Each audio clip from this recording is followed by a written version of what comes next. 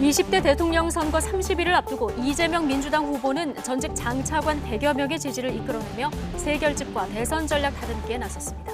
내일로 예정됐던 2차 토론이 무산된 데 대해서 민주당은 윤석열 국민의힘 후보가 토론을 피하는 건지 자신이 없어서 도망치는 건지 의문이라고 비판했습니다. 윤석열 국민의힘 후보는 기업인들을 상대로 한 특별 강연에서 미중 갈등과 기후 변화 등 격변하는 패러다임 속에 대한민국의 미래 방향성을 제시했습니다. 국민의힘은 이재명 후보 부인의 과잉 의전 논란을 거론하며 이는 배우자 문제를 넘어 후보 본인의 자질 문제라고 지적했습니다. 이재명 민주당 후보와 윤석열 국민의힘 후보가 오차 범위 안에서 접전을 벌이고 있다는 여론조사 결과가 잇따르고 있습니다. TBS가 의뢰한 조사에서는 이재명 후보가 38.4, 윤석열 후보는 44.6%를 얻었고 오마이뉴스가 의뢰한 조사에서는 이재명 후보 38.1, 윤석열 후보 43.4%로 나타났습니다. 오미크론 변이 확산으로 이달 말쯤 신규 확진자가 13만 명에서 많게는 17만 명 수준에 달할 수 있다는 전망이 나왔습니다. 정부는 앞으로 고위험군만 재택치료를 하고 무증상이나 경증 환자는 스스로 건강을 관리하도록 하는 새로운 방역 대책을 발표했습니다. 오미크론 변이 대유행에 따라 3월 새학기부터는 학교 내 감염 상황에 맞춰 등교 수업 방식이 정해집니다. 정부는 학교에서 확진자가 발생할 경우 자체적으로 접촉자를 분류해 PCR 검사나 신속 항원 검사를 하는 등 상황에 맞게 대응하는 체계를 만들기로 했습니다. 베이징 동계올림픽에 출전한 우리 쇼트트랙 대표팀이 오늘 밤 개인전에서 메달 사냥에 나섭니다. 에이스 최민정이 여자 500m에, 황대현, 이준서, 박장혁은 남자 1000m 경기에 각각 출전합니다.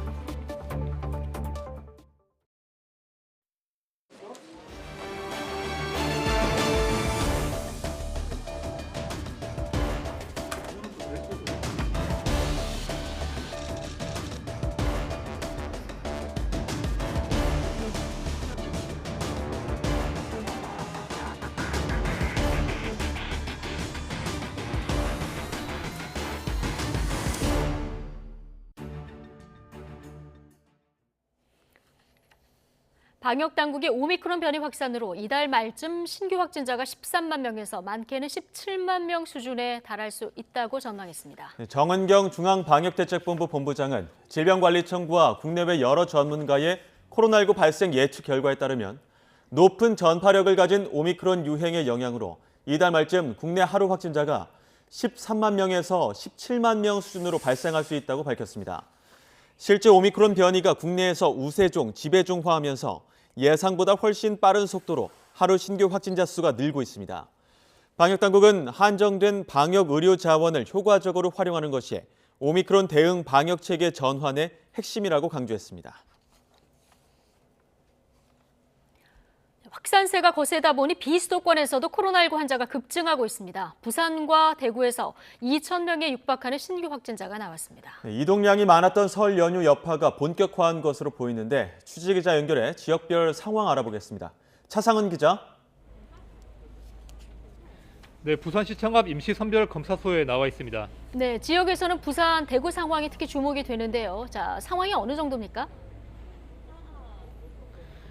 네, 비수도권에서 코로나19 확진자 증가세가 가장 거센 곳은 부산입니다. 이를 반영하듯 시민들의 검사 행렬이 아침부터 지금까지 종일토록 이어지고 있습니다. 어제 영시 기준 확진자가 2,100명을 넘어서 역대 최다 기록을 경신한 가운데 오늘 영시 기준 확진자는 소폭 감소해 1,927명을 기록했습니다.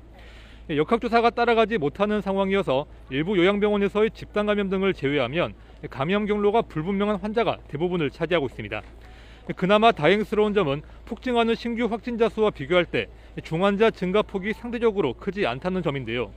중환자 병상 가동률은 12% 정도에 머물고 있습니다. 부산을 제외한 비수도권 대부분 지역의 상황도 크게 다르지 않습니다. 대구 지역 확진자는 1,971명을 기록해 일주일째 네 자릿수 확진자를 이어갔고 경남과 경북에서도 1,600명이 넘는 환자가 나왔습니다. 광주와 전남, 충남에서도 네 자릿수 증가해 비수도권 확진자가 전날에 이어 16,000명대를 기록하고 있습니다. 방역당국은 이 같은 상황이 지난 설 연휴와 관련이 있는 거로 보고 있습니다. 전파력이 강한 오미크론 변이가 우세종으로 자리 잡은 데다 지난 연휴 기간 이동량이 늘고 대인 접촉도 늘어났기 때문으로 분석했습니다. 연휴 여파에 따른 확진자 증가세가 이번 주에도 이어질 가능성이 큰 만큼 개개인의 방역수칙 준수가 절실한 상황입니다. 지금까지 부산시청과 임시선별검사소에서 YTN 차상원입니다. 오미크론 확산으로 재택치료자가 14만 명을 넘긴 가운데 정부는 고위험군에만 재택치료 키트를 지급하고 모니터링 전화를 하는 등 재택치료자 관리를 집중관리군 중심으로 개편하기로 했습니다. 또 돈과 가족의 필수 외출이 허용돼 생필품을 직접 구매할 수 있게 됨에 따라 격리자에 대한 생필품 지원 역시 각 지자체에서 판단해 중단할 수 있게 됩니다. 방역당국은 유선 모니터링의 경우 재택치료자 가운데 60세 이상, 고위험군 등 집중관리군을 대상으로만 지금처럼 하루 2차례 진행합니다. 코로나19 확진자에 대한 자가격리 앱을 통한 관리체계가 폐지되고 동거 가족에 대한 격리 제도도 간소화되면서 공동격리자의 필수 목적 외출이 허용됩니다. 보건복지부 중앙사고수습본부는 오미크론 유행 대응을 위한 역학조사 및 격리 방식 개편 방안을 발표했습니다. 먼저 현행 지자체 공무원이 확진자의 격리를 관리하는 자가격리 앱 관리체계가 폐지되고 동거가족 격리자의 경우 의약품이나 식료품 구매 등을 위한 필수적 목적 외출이 가능합니다. 확진자의 동거가족에 대한 7일 격리 통보도 확진자 격리 통보 시 함께 실시하고 격리 해제 후 추가 격리 없이 3일간 자율적인 생활 수칙만 준수하면 됩니다. 앞으로는 같은 발에서 확진자가 나와도 PCR 검사나 신속 항원 검사에서 음성이 나오면 등교할 수 있게 됩니다. 교육부는 오늘 이 같은 내용을 담은 오미크론 대응 새학기 방역과 학사 운영 방안을 발표했습니다. 먼저 확진자 발생했을 때 학교 자체적으로 조사와 진단 체계를 구축하고 이를 위해 신속 항원 검사 키트를 학생과 교직원 수의 20%까지 확보하기로 했습니다. 우선 학교에서 확진자가 나오면 자체적으로 접촉자를 분류해 신속 항원 검사나 PCR 검사를 받도록 했습니다. 광주 화정 아이파크 아파트 붕괴 사고 현장에서 마지막 실종자 1명의 매몰 위치가 확인됐습니다. 이로써 이번 사고로 실종됐던 작업자 6명 가운데 4명의 시신은 수습됐고 2명은 매몰 상태로 구조 작업이 진행되고 있습니다. 나연호 기자의 보도입니다. 신축 아파트 건물 고층부가 무너져 내리는 사고가 난 지 28일째. 건물 27층에 남은 잔해물을 거둬들이기 전에 인명구조견을 투입했더니 반응이 나타났습니다. 조심스레 손으로 잔해물을 끄집어낸 공간에서 작업자의 신체 일부가 확인됐습니다. 투입된 인명구조견이 미세한 반응을 보였습니다. 수작업으로 작업을 하는 과정에서 저희 구조대원들이 손을 발견한 겁니다. 발견된 곳은 건물 27층 외벽 창가로부터 2m 안쪽이었습니다. 앞서 발견된 26층 매물자를 수습하는 과정이었는데 두 매물자 사이 거리는 2m에 불과합니다. 지난달 11일에 발생한 광주 신축 아파트 붕괴 사고 실종자 6명을 찾는데 꼬박 4주가 걸렸습니다. 소방당국은 26층과 27층에 있는 남은 매물자 2명을 수습하는 데 집중하고 있습니다. 붕괴 사고 원인을 규명하기 위한 현장 조사도 본격적으로 시작됩니다. 건설사고조사위원회는 오는 9일 붕괴 사고 현장에서 콘크리트 시료를 채취해 양생이나 재료에 문제가 없었는지 파악할 예정입니다. 경찰도 압수한 자료와 관련자 진술을 토대로 사고 원인과 책임을 규명하는 데 수사력을 모으고 있습니다. YTN 나연호입니다.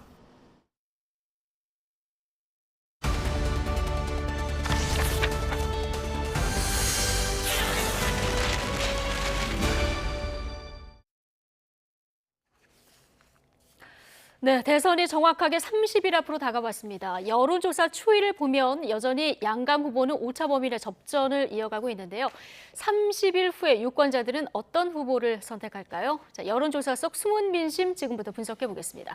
이택수 리얼미터 대표, 배종찬 인사이트K 연구소장 두 분 모셨습니다. 어서 오십시오. 안녕하십니까? 예, 안녕하십니까? 30일 즈음에서 여론조사가 쏟아지고 있는 이런 상황입니다. 자, 각 신문사별 여론조사 결과를 저희가 좀 종합을 해봤는데요. 저 양강 후보 지지율 추이로 좀 정리해서 보겠습니다. 먼저 조선일보가 의뢰해서 칸타코리아가 조사한 내용부터 보실까요? 2월 4일에서 5일까지 조사를 했고요.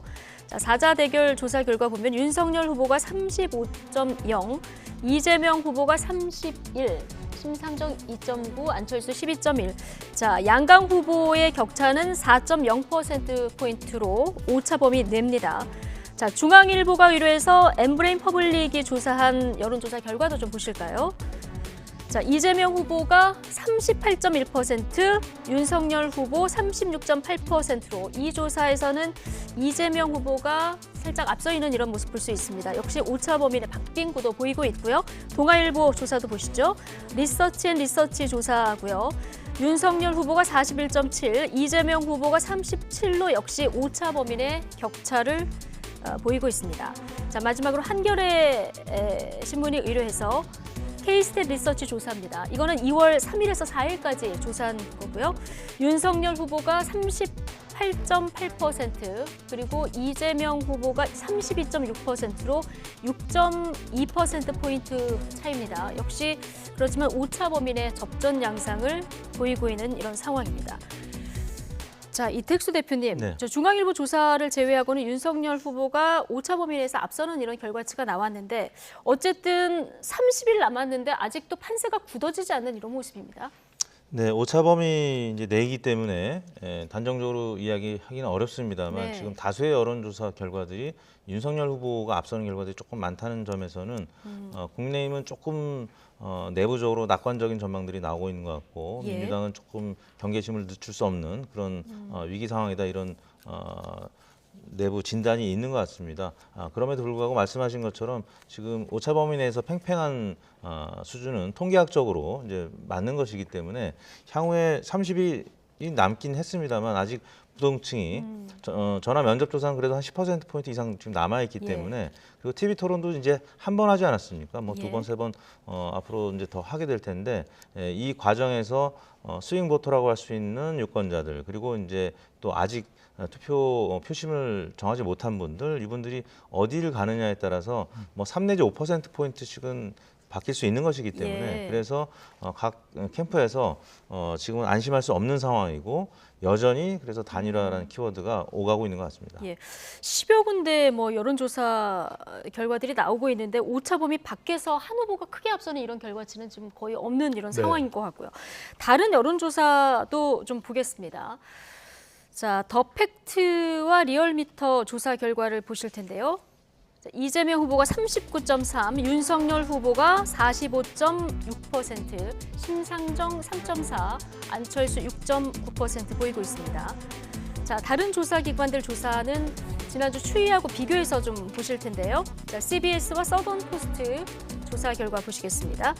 이재명 후보는 소폭 하락했군요. 31.7%, 윤석열 후보는 조금 올라서 36.8%, 심상정 후보 2.7, 그리고 안철수 후보는 9.4에서 6.9%로 떨어진 이런 모습입니다. 자, TBS KSOI 조사도 한번 보시죠. 자, 이것도 역시 한 주 전 결과하고 비교한 추이로 좀 보시겠습니다. 이재명 후보가 37.9에서 38.4 아주 소폭 상승했고요. 윤석열 후보 41.6에서 44.6%로 상승을 했고 심상정 후보 3.4%로 소폭 하락을 했고 안철수 후보 10.6에서 8.3%대로 떨어진 그런 모습입니다. 자, 전체적으로 큰 흐름을 보면 배종찬 소장님. 네. 직전 조사와 대비를 해보면 이재명 후보는 하락하거나 강보합, 그리고 윤석열 후보가 좀 상승했고 안철수 후보 하락, 이런 비슷한 추이가 좀 반복적으로 보이는 이런 모습인데요. 먼저 그 민주당 입장에서는 이재명 후보 인물론으로 좀 승부를 걸겠다 이런 전략 네. 아니었겠습니까? 근데 지금 상승 동력을 끌어오지 못하고 있는 가장 큰 원인은 어디 있을까요? 그 인물론으로 승부를 하려면은 후보자의 매력만 제대로 뿜뿜되는 현상이 나타나야 되거든요. 예. 다른 걸림돌이 없어야 됩니다. 중간지대 부동층 유권자층인 MZ세대 여성 중도층이 봤을 때 그냥 능력 그 하나만 볼 수 있도록 집중이 돼야 되는데 그렇지 못한 게 일종의 대부 리스크죠. 대부는 뭐냐? 대배 리스크일 네. 수도 있는 것이고 대배 리스크, 대장동 대장동. 리스크입니다. 토론회에서도 집중 공세를 받거든요. 예. 하지만 아주 명쾌하게 후련하게 설명해서 떨쳐내기가 쉽지 않은 겁니다. 또 하나 배우자죠. 배우자 리스크. 배우자 리스크는 선거 막판까지 계속될 수밖에 없습니다. 앞서 이택수 대표께서 너무 잘 설명했지만 누군가는 100일 전에 판세가 그대로 간다고 했었고 누군가는 30일 전에 판세가 그대로 간다고 그랬지만 우리 코너에서는 그렇게 설명드렸거든요. 예. 선거 당일까지도 요동칠 것이다. 이게 맞는 거죠. 네. 왜 그렇게 되냐면 끝까지 후보자들의 리스크에 대해서 여성 유권자층, 중도층 예. 그리고 MZ세대의 일부까지도 여전히 흔들리는 겁니다. 그러니까 이걸 털어내기 전에는 지지율이 오롯이 본인의 후보자 중심으로 해서 지지율이 탄력을 받기가 아주 어려운 것이죠. 그 현상을 예. 지금 대장동, 배우자 리스크, 걸림돌이 예. 되고 있는 현상을 이재명 후보의 지지율에서도 읽을 수가 있는 것이죠. 예, 각 당이 뭐 네거티브를 자제하겠다고는 했습니다만은 후보나 뭐 배우자 관련한 각 의혹에 대해서 좀 벼르고 있는 상황이라서 앞으로 어떤 의혹들도 추가로 불거질지 이 대목도 좀 지켜봐야 될 것 같고요. 자, 이재명 후보 지지율 분석을 해봤고 윤석열 후보 지금 오차 범위 내에서 좀 상승하는 그래서 좀 앞서는 이런 움직임을 나타나고 있습니다만은 여전히 지지율이 정권 교체 여론만큼에는 크게 못 미치는 이런 상황이거든요. 좀 이건 어떻게 보십니까? 네, 아직까지는 이제 박근혜 전 대통령 탄핵 과정에서 윤석열 후보가 이제 검찰총장 이제 입장에서 했던 그 역할에 대해서 조금은 반감을 갖고 있는 분들이 일부 계실 거고요. 또 아직 정치를 한 지가 이제 오래되지 않았기 때문에 TV 토론 이제 한 번 했고 아직은 네. TV 토론 여러 번 보면서 이제 검증 과정이 좀 필요하다 이렇게 보는 분들 때문에 전화 면접에서는 한 15% 정도, ARS에서는 한 7, 8% 정도의 부동층이 남아 있는 거고요. 그분들이 남은 기간 동안 이제 한 30일 정도 남았는데 TV 토론이라든지 또 여러 이제 정책의 이제 구체성을 보고 판단을 하겠죠. 그리고 선거 막바지에 표심을 결정하는 분들도 계시거든요. 집에 이제 배송이 되는 우편물, 선거 공보지라고 있지 않습니까? 그래서 그런 부분들 보고 판단하는 분들도 또 일부 계시기 때문에 이분들이 이제 정권 교체론이 대략 지금 한 50% 혹은 55%까지 나오는데 윤석열 후보의 지지율은 한 40에서 45% 정도 나오지 않습니까? 그래서 한 10% 포인트의 괴리가 있는데 네. 이분들이 이제 향후에 어떤 표심을 결정할지에 따라서 네. 이분들이 안철수 예. 후보 쪽으로 할지 이재명 후보 쪽으로 할지 이제 향후 관심의 대상이 되고 있습니다. 예, 지금 말씀하시는 동안 자, 국민의힘 윤석열 대선 후보 오늘 대한상공회의소에서 특별 강연을 했고요. 이후에 이제 기자들 질의응답에 답하기 위해서 자리에 선 모습인데요. 현장 잠시 다녀오시겠습니다. 다른 건 아니고요. 안철수 후보와의 단일화 진영수 없다는 얘기와 조금 큰 소리로 좀 부탁해. 밖에가 조금.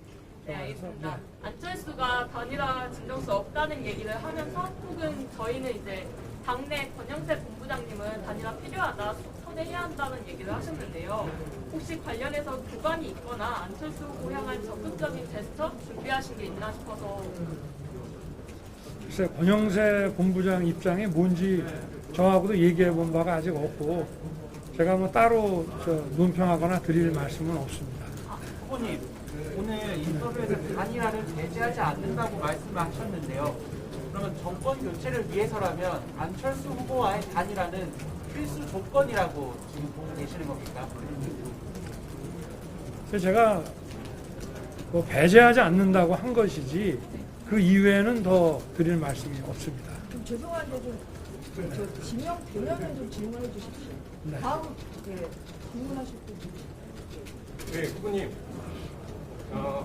안녕하세요. 이데일리 김상현 기자입니다. 아까 전에 이제 아리백, 이백 얘기를 하셨는데요. 이제 글로벌 기업들은 아리백을 다 요구를 하는 입장에서 우리나라 기업들도 가입할 수밖에 없는 상황입니다. 원전을 또 중요하지만 재생에너지를 늘릴 수 있는 이런 정책은 없는지 좀 궁금합니다. 그러니까 이 재생에너지라고 하는 것이 그 기술 발전이 더 많이 돼야 됩니다. 그래서 재생에너지라는 것이 뭐 이를테면 뭐 수소 경제라고 해서 뭐 수소만 갖고 가는 것이 아니고 그거를 둘러싸고 있는 어떤 디지털 첨단 산업이라든가 바이오 산업 이런 데 혁신적인 고도화가 있어야 재생에너지 분야도 발전할 수 있는 것이고요. 그리고 지금 우리의 그 산업 수요에 필요한 이 전력량과 재생에너지로서 만들어낼 수 있는 데는 엄청난 격차가 지금 존재하고 있기 때문에 그런 점을 감안해야 된다 이런 말씀. 다음 질문. 아이디어 드릴 건데요. 그럼 단일화 가능성에 대해서 저희가 어느 정도 수준으로 이해하면 되는지 부모님께서 명확하게 좀 얘기를 해줬으면 좋겠어요. 그러니까 제가 단일화에 대해서는 저는 언급하지 않겠다고 하셨지 않습니까? 말씀을 드렸지 않습니까? 그러니까 어제부터 계속 그렇게 말씀을 드렸는데 더는 드릴 말씀이 없어요. 네. 오늘 예결 특위에서 후보님의 경력 부동시가 허위라는 의혹 제기도 했어요. 이거에 대해서 후보님 입장은 어떠신지? 그 뭐 검찰총장 인사청문회 양당이 다 검증을 했는데 그 얼마나 뭐 할 게 없으면 그런 얘기까지 하겠습니까? 저희 질문 하나 드리겠습니다. 저희 자영업자 잠시만요. 여기 먼저 질문 드리겠습니다. 국민일보 이광훈입니다. 후보님, 어제 이재명 후보와 김종인 전 총괄선대위원장께서 저녁에 회동을 하셨는데 이에 대해서 어떤 입장이신지, 그리고 후보님께서 혹시 김종인 위원장님하고 회동하실 계획이 있으신지 궁금합니다. 글쎄 뭐 두 분이 만난 거에 대해서 제가 뭐 입장을 가질 게 뭐 따로 있겠습니까? 이 자리는 기자님들 질의응답 받는 자리라 이외의 분들은 좀 질문을 좀 하실 기회를 드리기 어렵다는 점 양해 말씀을 드리겠습니다. 다음 질문. 후보님 강의 중에서 역동적 혁신 성장이라는 말씀을 주셨는데 오늘 처음 말씀하신 것 같은데 그것을 실현하기 위해서 가장 중요하게 해야 되는 게 뭔지 한번 설명 부탁드립니다. 우리가 이 4차 산업 혁명이라고 하는 이 대전환에 신속하고 과감하게 올라타서 우리 산업 구조를 고도화시키는 것이 첫째 가장 중요하다 이런 말씀. 예, 질문 좀 한두 개만 받고 끝내겠습니다. 네, 서울경제 김병준입니다. 오늘 그 네거티브 규제 대전환하면서 어떤 영미법과 대륙법 차이 말씀하시면서 법에 대한 대대적인 검토가 필요하다고 말씀하셨는데 개헌까지도 생각하고 계신지 궁금합니다. 개헌하고는 상관이 없는 얘기고요. 우리 행정 규제에 관한 다양한 법령들에 대해서 대대적인 그 개편 없이는 그 네거티브니 포지티브니 하는 얘기를 하기가 어렵다. 굉장히 어려운 일이다라는 저 인식은 해야 된다 이런 말씀이고요. 또 그걸 위해서 정부 부조 역시도 디지털 플랫폼화가 빨리 신속히 진행이 돼야 된다는 말씀을 드립니다. 마지막 질문 받고 마치겠습니다. 김남기 씨 녹취록 관련해서 여당에서 김 씨와 후보님이 깊은 관계였다는 증거라고 얘기하는데 어떤 입장이신지. 어이가 없는 얘기입니다. 자기들끼리 주고받은 얘기를 가지고 저는 그 사람을 10년 넘도록 밥을 먹거나 차 한 잔 마신 적이 없으니까. 네. 뭐 좀 질문하실 게 많지만 이 정도로 마무리하겠습니다. 여기가 후보님 이쪽으로 이동하겠습니다. 후보님 이쪽으로 이동하겠습니다. 후보님 하나만 질문할게요. 후보님 저기 자영업자를 위해서 오셨잖아요. 자영업자 10억 이상 자영업자들이 하나도 배려를 못 받았는데 그에 대해서 어떻게 하려고 네, 각종 현안에 대한 기자들 질문에 답변하는 윤석열 후보 모습 듣고 오셨습니다. 최근에 불거졌었던 김만배의 녹취록 속에 이름이 등장한 것과 관련해서는 어이가 없다, 밥을 먹거나 차를 마신 적도 없다 이렇게 좀 선을 그었고요. 단일화 관련한 질문들이 많았는데 앞서서는 이게 바깥에 공개할 게 아니라 안 후보와 나 사이에 전격적으로 결정할 사안이다 이런 얘기를 했었는데요. 지금 들어보셨지만 더는 언급하지 않겠다. 자, 이렇게 좀 단호한 입장을 보이는 모습도 볼 수 있었습니다. 자, 안철수 후보 지지율과 함께 이 얘기는 잠시 뒤에 이제 단일화 주제에서 조금 더 다뤄보도록 하겠습니다. 다시 두 분과 여론조사 결과들 좀 분석을 해볼 텐데요. 자, 배종찬 소장님. 네. 앞서 그 앞으로 남은 대선에서 변수를 대장동 리스크, 배우자 리스크 이렇게 얘기를 해주셨는데 네. TV 토론도 사실 굉장한 관심사이지 않았습니까? 그렇죠. 첫 번째 TV 토론회 이후에 여론이 어떻게 변할까 굉장히 관심이었었는데 여론 흐름상 어떤 변화가 눈에 띕니까?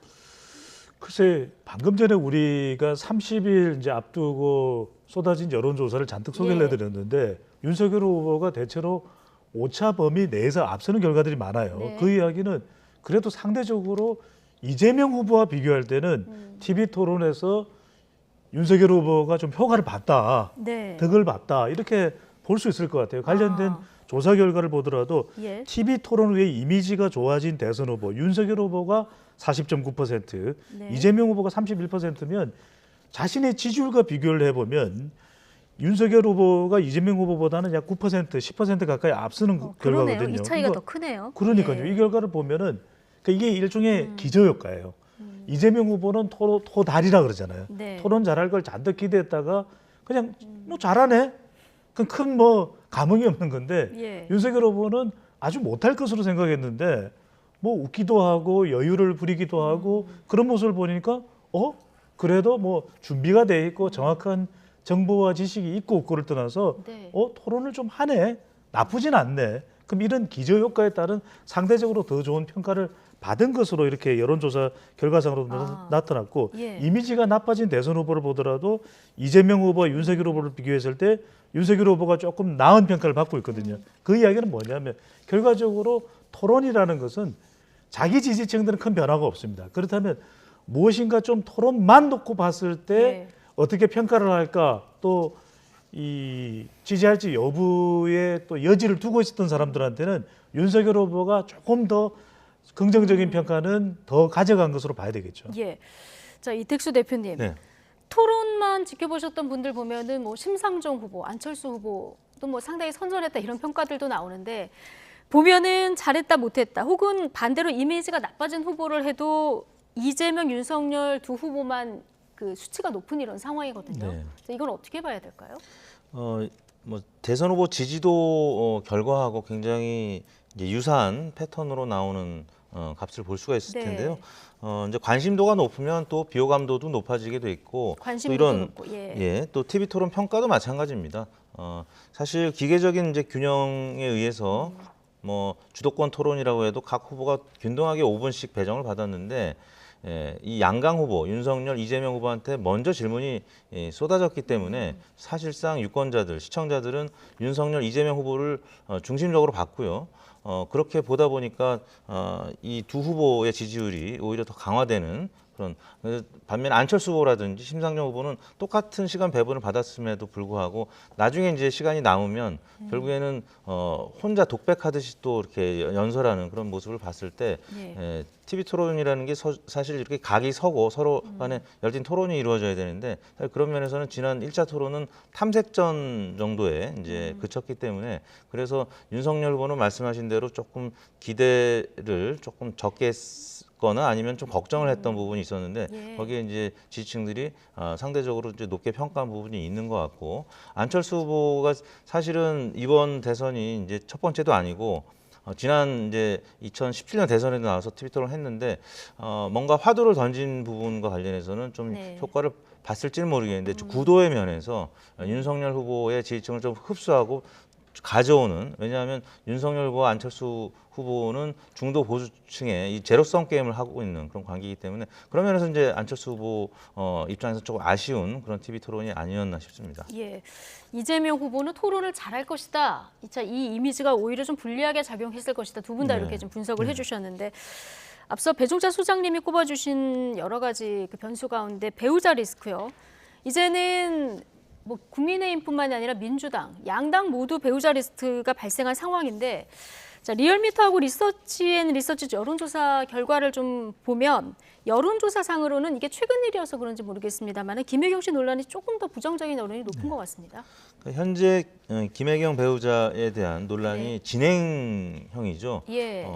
많은 언론에서 김건희 씨 관련된 이 녹취록 보도보다는 김혜경 배우자 공무원 심부름 논란 이 부분이 훨씬 더 지금 보도가 되고 있고 또 관련된 분들의 뭐 이런 입장들이 나오고 있고 그래서 현재 진행형이라는 차원에서 조금 높은 응답이 나왔던 것 같고요. 또 이 응답은 상대 경쟁 이제 후보 지지층에서는 또 경쟁이 되고 있는 이재명 후보의 배우자를 지목할 수밖에 없거든요. 그러니까 윤석열 후보 지지층이라든지 또 안철수 후보 지지층은 김혜경 배우자에 대한 어떤 문제에 대해서 지금 지목을 하고 있는 그런 경향성이 있기 때문에 아무래도 두 가지 차원에서 김혜경 배우자의 논란은 앞으로 이번 주 네. 후반까지는 계속 이어질 가능성이 높아 보입니다. 이번 주 후반까지는 네. 예. 알겠습니다. 지금 뭐 지지율은 백중세 양상이다. 자, 이런 분석 계속 해드리고 있는데요. 이재명, 윤석열 두 후보 주말을 이용해서 각각 험지로 분류되는 부울경과 호남을 찾았습니다. 양강 후보의 험지구에 그동안 꾸준히 지속돼 왔는데요. 지역 민심은 지금 어떻게 움직이고 있을까요? 박석원 앵커가 정리해드립니다. 네, 대선을 한 달 앞두고 양강 후보들은 주말 사이 각자 열세 지역을 공략하며 민심 훑기에 나섰습니다. 먼저 주말 동안 부산과 울산, 경남을 찾은 이재명 후보. 전통적으로 민주당에게는 험지로 불리는 PK 지역을 방문한 건데요. 왜 하필 PK 지역이었을까요? 최근의 지지율 추이에서 그 의도를 엿볼 수 있습니다. 지난 설 연휴 발표된 여론조사를 보면 이재명 후보 PK 지역에서 전주 대비 8.8%포인트 지지율이 상승하면서 윤석열 후보와 격차를 좁혔습니다. 그러자 아예 적극적으로 PK 민심 구애에 나선 건데요. 앞서 송영길 대표도 TK 40%, PK 50%, 이른바 영남권 4050 플랜을 제시하기도 했습니다. 함께 보시죠. 부울경 50%, 대구 경북 40%, 4050 그런 목표를 가지고 저 부산에서 지금 체류하면서 어제는 울산을 다녀왔습니다. 분위기가 조금씩 끌어오르는 것 같습니다. 네, 반대로 윤석열 후보, 여권의 텃밭이자 국민의힘에게는 절대 열세 지역으로 꼽히는 호남 지역을 공략했습니다. 설 연휴에는 손편지를 돌리기도 했죠. 지지율에는 어떤 변화가 있을까요? 설 연휴 호남 지지율을 보면 전주보다 2배 육박하는 지지율 상승을 보이면서 역대 최고치를 기록했습니다. 이준석 대표도 윤 후보와 함께 호남 구애에 나섰는데요. 함께 들어보시죠. 저희 국민의힘이 대통령 선거에서 호남에 대해 적극적인 이런 공약 제시나 아니면 행보를 한 적이 별로 없습니다. 그렇기 때문에 이 첫 술에 배부를 수는 없다라는 생각을 가지고 있고요. 물론 호남 주민들께서도 서서히 마음을 열어주실 거라는 생각을 합니다. 네, 이렇게 각자 험지를 찾아 민심에 호소했던 두 후보. 서로 다른 행보를 보였지만 마지막으로 그들의 마음이 향한 곳은 고 노무현 대통령에 대한 경의 표시였습니다. 두 후보 모두 노무현 전 대통령을 떠올리며 울컥하기도 했는데요. 화면 함께 보시죠.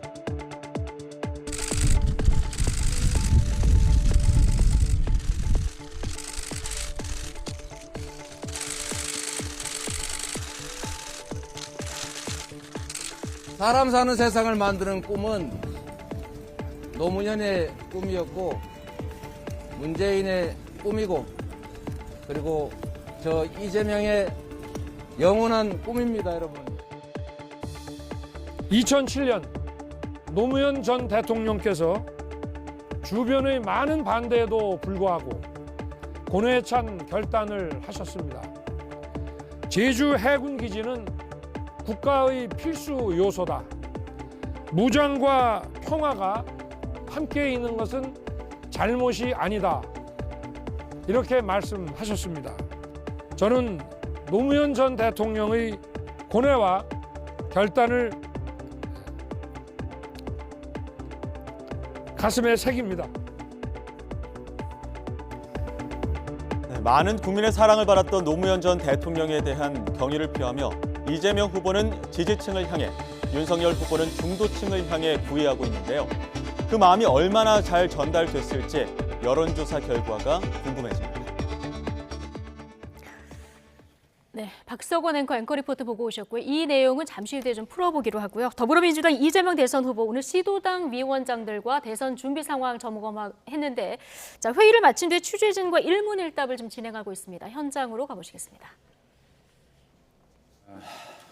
일단은 현재가 매우 위기적 상황이기 때문에 이 위기를 기회로 만들기 위해서는 유능한 정부가 필요하다. 그리고 대한민국이 퇴보할 것인지 또는 전진할 것인지가 걸려있는 중요한 국면이기 때문에 모든 가능한 자원과 인재를 총동원해야 된다라는 말씀을 먼저 드립니다. 두 분은 원래 평소 제가 아주 잘 아는 분들이시고 제가 자주 전화로 또 상의드리고 하는 분들인데 제가 세부적인 말씀을 드리는 건 적절하지 않을 것 같아서 도움 될 만한 말씀들을 많이 해주셨다. 이런 정도 하겠습니다. 네, 다음 질문 받겠습니다. 네, 기자님. 네, 안녕하세요. 어제 오늘 일부 의원님들이 배우자 의혹과 관련해서 보도한 언론이 책임져야 한다 이런 글을 올렸다 내리는 일이 있었는데요. 선대위 성분이 흑자료 아니고 허위라고는 했지만 내용이 좀 굉장히 구체적이어서 선대위 내부 작성으로 좀 수정이 되긴 합니다. 여기에 대한 후보 입장 궁금합니다. 네, 그 부분은 선대위 작성한 자료가 아니라는 점을 선대위 차원에서 설명문으로 보내드렸습니다. 그 부분으로 참고 부탁드리겠습니다. 네, 다음 질문 있으십니까? 해당 글에 대한 후보님 입장 궁금합니다. 아까 말씀드린 대로 선대위가 공지한 내용을 참고해 주시는 게 좋을 것 같습니다. 다른 질문 있으실까요? 네. 네, 안녕하세요. 연합뉴스 홍수석입니다. 조금 전에도 질문이 나온 김종인 위원장, 이상종 교수에 이어 내일 윤여준 만나시기로 하셨다는 보도가 나와가지고요. 이렇게 윤여준 어떻게 인연이 되시고 어떤 의견을 구하실 생각이신지 여쭙고 싶습니다.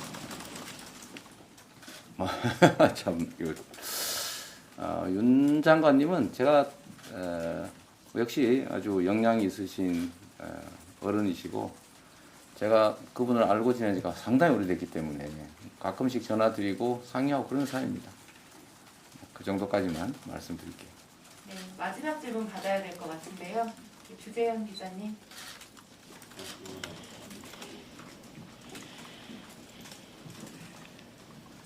질문이 반복되는 것 같기도 한데 어제 김종인 전 비대위원장이 오늘 이상동 전 교수님 만나셨는데 구체적으로 각 두 분이 어떤 조언을 해주셨는지 이 위기를 어떻게 탈피하기 위해서 어떤 걸 했으면 좋겠다고 말씀 주셨는지 그런 대화가 어떤 게 좀 오갔는지 좀 말씀 좀 주시면 좋을 것 같습니다. 제가 어제 김종인 대표님은 뭐 전에도 본인이 공개적으로도 말씀하셨던 것처럼 언제든지 만난다고 말씀하셨고 제가 수시로 그러니까 국민의힘 비대위원장을 맡고 계실 때도 제가 전화드려서 상의드린 뭐 사안들도 있고 그렇습니다. 평소에 워낙 가깝게 모시던 분이어서 뭐 신년이고 해서 또 조언도 드릴 겸 제가 만났는데 나오고 난 다음에 얼마 안 지나서 갑자기 뭐 여러분들 전화하셔가지고 제가 상당히 당황했어요. 그 구체적인 내용은 그때 사실 이제 같이 입회한 분들이 있기 때문에 뭐 그분들이나 또는 우리 대표님이나 교수님 측에 좀 확인하는 게 좋을 것 같고 제가 말씀드린 건 좀 부적절하다는 생각이 들어서 좀 양해 부탁드립니다. 네, 오늘 질의응답 여기서 마칠 수밖에 없을 것 같은데요. 양해 부탁드리겠습니다. 네, 고맙습니다. 네, 감사합니다. 네, 이재명 후보의 현장 질의응답 내용 듣고 오셨습니다. 어제 저녁에 있었던 김종인 전 위원장과의 회동 관련한 질문이 굉장히 많았고요. 여기에 대해서는 같이 참석한 분들이 있기 때문에 세부적으로 말씀드리기는 적절하지 않다. 자, 이런 원론적인 얘기가 나왔고요. 내일 윤여준 전 장관과 회동한다. 자, 이런 일부 보도가 있었는데요. 여기에 대해서는 윤여준 장관하고는 가끔 상의를 하는 사이다. 역량 있는 어른이다. 자, 이런 얘기까지 들어볼 수 있었습니다. 자, 이제 다시 두 분과 함께 박서곤 앵커가 조금 전에 정리해준 험지의 구애를 하고 있는 두 후보의 행보를 조금 짚어보겠습니다. 윤석열 후보는 주말에 호남으로 갔고 이재명 후보는 부울경 지역으로 간 이런 상황인데 윤석열 후보, 국민의힘 모두 지금 호남의 구애가 굉장히 적극적인 이런 상황인데요. 지지율도 과거 대선하고 대비해서는 상당히 좀 의미 있는 지지율을 확보하고 있는 이런 상황이에요. 네, 최근 한 두 차례 대선을 돌이켜 보면은 네. 박근혜 후보 같은 경우는 이제 광주 전남 지역에서는 한 자릿수 득표율에 그쳤고 전북에서 이제 10%를 좀 상회하는 득표를 했고요. 네. 지난 대선 2017년 대선에서는 홍준표, 안철수, 유승민 이 세 후보의 합이 호남에서 보수 후보들인데도 불구하고 광주, 전남, 전북 모두 30%를 상회했습니다. 그래서 최근 대선에서는 지역 감정이 많이 좀 희석이 되는 분위기고요. 네. 또 영남 지역에서도 지난번 문재인 대통령이 대구 경북에서 한 20% 정도, 그다음에 PK 이 부산, 경남, 울산 지역에서는 한 40%에 육박하는 지지율을 나타냈기 때문에 지금 영남권에서 이재명 후보, 그다음에 호남권에서 윤석열 후보의 지지율이 한 20%를 상회하는 네. 건데요. 실제 득표를 30% 이상 할 수 있다라는 점에서 어떻게 보면 바람직한 현상이죠. 이제 지역 감정이 많이 둔화가 되고 있기 때문에 그래서 이제 상대 진영이긴 합니다만 열심히 상대 적진에 가서 이제 캠페인을 하고 있는 것으로 보이는데 네. 뭐 대략 한 윤석열 후보 같은 경우 이번 대선에서 호남에서 한 30%를 넘는다면 꽤 이제 선전을 하는 것이고 지금 네. 여론조사가 대략 20% 조금 상회하는 결과들이 나오고 있기 때문에 네. 마찬가지로 이재명 후보도 PK 지역에서는 잘하면 40%를 넘을 수도 있는 40%요? 네, 예. 여론조사 지표상으로는 한 20% 후반 30% 지금 나오고 예. 있기 때문에 40% 이상을 목표로 할 것이고요. 그다음에 대구 경북에서는 한 20%를 상회하는 지금 대구 경북에서는 이제 20%에 미치지 못하는 결과들이 나오고 네. 있는데 그래도 이제 20%를 넘는 결과들도 가끔 나오고요. 그래서 아마 문재인 대통령이 득표했던 한 20%가량 이상의 득표를 왜냐하면 이제 그쪽이 또 예. 고향이기도 하기 때문에 아마 그렇게 목표를 정하고 있지 않을까 싶습니다. 네. 자, 윤석열 후보가 호남에 구애를 보냈고 경북 안동 출신 이재명 후보 지금 영남 지지율 꽤 높은 지지율을 목표로 하고 있는 이런 상황 아니겠습니까? 근데 실제로 이 두 후보가 각 지역에서 얻을 수 있는 그 득표율이 지금 여론조사 지지율하고 얼마나 근접할까요? 글쎄요. 그러니까 워낙 이게 치열한 대선이다 네. 보니까 실제 그럴지는 두고 봐야 되는데 쉽지 않을 수도 있어요. 그러니까 목표로 하는 것이고 네. 송영길 대표가 이재명 후보가 PK 그리고 TK, PK에서 영남에서 40, 50 정도 득표를 목표로 한다는데 그건 참 쉬운 일이 아니고 네. 좀 버거울 거예요. 그럼에도 불구하고 지금 호남에서 윤석열 후보가 20%, 예. 그리고 TK 지역에서 이재명 후보가 30%, 그리고 PK 지역에서 이재명 후보가 40%, 이른바 호TP 234 예. 플랜이거든요. 근데 이게 참 쉽지 않은 목표이기는 합니다. 그만큼 왜 이런 현상이 일어나고 있냐면은 각 지역에서 이제 이 정당색이 옅어지고 있고 또 2030 세대를 중심으로 해서 호남에는 변화가 있고 또 PK와 TK와 PK 지역은 40대 50대가 또 민주당을 지지하고 이재명 후보를 지지하는 현상이 나타나는데 네. 실제 목표 달성이 쉽지는 않더라도 거의 근접해 갈 수 있어요. 그래서 근접해 갈수 역대 있다. 다른 후보들보다는 기록적인 그런 지역에서의 결과가 나올 것으로도 예상이 됩니다. 예. 뭐 지역 구도를 좀 타파하는 이런 모습이 보여진다면 이택수 대표님 말씀하신 대로 좀 바람직한 현상이 될 수도 있는데 자, 마지막으로 단일화 관련 변수를 좀 짚어보겠습니다. 자, 앞서 이제 윤석열 후보 얘기는 듣고 오셨고요. 그리고 이제 여러 가지 국민의힘 내부에서 반응은 갈리는 이런 상황입니다. 안철수 후보는 뭐 진정성이 없다 이런 입장을 이제 추가적으로 내놓은 이런 상황인데 결과적으로 단일화 될 가능성이 높을까요? 무산될 가능성이 높을까요? 단일화될 가능성보다는 이제 무산될 가능성이 조금 더 높아 보입니다. 왜냐하면 예. 다음 주 일요일, 월요일이 후보 등록일입니다. 근데 후보 등록일에 여론조사를 통한 단일화는 이미 좀 어려워졌고요. 네. 이제 한쪽 후보의 통큰 양보, 그리고 그 통큰 양보가 있기 위해서는 뭔가 명확한 담보가 있어야 예. 됩니다. 예를 들어서 안철수 후보가 후보직을 이제 사퇴나 철수를 한다라고 했을 때는 차기 총리직이라든지 아니면 선거법 개정을 통한 국민의당이 지속 가능할 수 있는 어떤 시스템이 마련이 돼야 되는데 그런 부분과 관련해서 어느 정도 좀 구체적인 또 디테일한 협의가 될 수 있을 것인지 예. 이 부분이 이제 관심의 대상이 되고 있고요. 그런 차원에서는 국민의힘뿐만 아니라 민주당도 지금 아까 윤여준 장관 또 김종인 전 위원장 얘기 나왔습니다만 네. 어떤 구도의 변화를 꾀하려고 하는 그래서 단일화는 지금 안철수 후보 중심으로 지지율은 좀 빠졌지만 아주 핫한 그런 대선의 큰 아이템이라고 할 수 있겠습니다. 그렇죠. 안철수 후보 지지율이 10% 후반대까지 올라갔다가 네. 이번 주 보면 이제 한 자릿수로 내려오긴 했는데 그래도 이제 무시 못할 그 수치 아니겠습니까? 그럼요. 지금 이제는 여론조사를 통한 단일화는 물 건너갔다. 거의 물 건너갔다 얘기를 하셨고 그러면 후보 간에 단판이 남아있는 이런 상황인데요. 네. 가능성 어떻게 보십니까? 쉽지는 않을 것 같아요. 예. 특히 이제 두 후보 간의 정치적인 이해관계가 예. 맞아떨어져야 되는데 정권 교체 여론만 가지고는 안 되는 것이거든요. 그러니까 조금 전에 윤석열 후보의 발언의 내용으로 분석을 해본다면 네. 그래도 단일화의 가능성이 열려 있다고 이렇게 답을 해야 네. 안철수 후보와 개인적인 담판도 가능할 건데 더 이상 이제는 단일화 관련해서 언급하지 않겠다라고 이야기를 한 것은 예. 당위성의 법칙을 따져보면은 정권 교체 경쟁력과 파괴력을 강화할 수 있는 것은 단일화지만 예. 결과적으로 현실성 법칙은 이준석 대표가 확연히 선을 긋고 있거든요. 11일까지는 단일화 더 이상 안 된다, 마무리가 될 네. 거다라는 이야기는 윤석열 후보가 이준석 대표의 발언에 힘을 싣고 있다. 그 이야기는 후보 간 단판으로도 쉽지 않은 물 건너가고 있는 중으로 보입니다. 두 분 다 단일화는 좀 쉽지 않을 것이다. 자, 이런 전망을 주셨는데요. 마지막까지 이제 변수니까 조금 더 상황 지켜보도록 하죠. 이택수 리얼미터 대표, 배종찬 인사이트K 연구소장 오늘 두 분과 함께했습니다. 고맙습니다. 네, 감사합니다.